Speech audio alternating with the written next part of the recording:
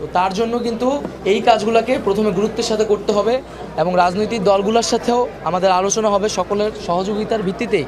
জনগণ যতদিন চাবে, জনগণ যেদিকে বলবে সেদিকেই কিন্তু এই সরকার ধাবিত হবে।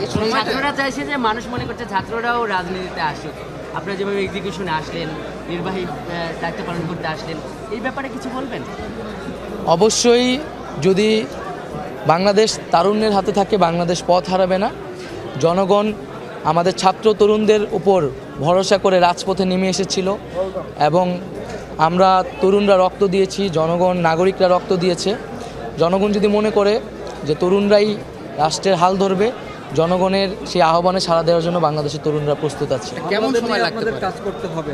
আপনাদের নিয়েই আপনাদের একটা বড় সমস্যা কিন্তু সবসময় থাকে, সেখানে কি আপনাদের কোনো সংস্কার বা কোনো কিছু চিন্তা আছে?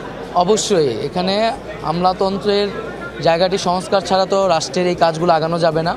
তো সামগ্রিকভাবে রাষ্ট্রের সকল জায়গায় আমরা খুব দ্রুতই সমাজের অভিজ্ঞ মানুষের সাথে আলোচনার মাধ্যমে প্রস্তাবনা হাজির করে কাজ শুরু করব। বৈষম্যকে দূরীকরণের যেটা নিয়ে আপনাদের প্রথম শব্দ, বৈষম্য বিরোধী, মানে বৈষম্যকে আসলে মানে আমরা কি ছাড় থাকবে নাকি সেবাদাতা হবে?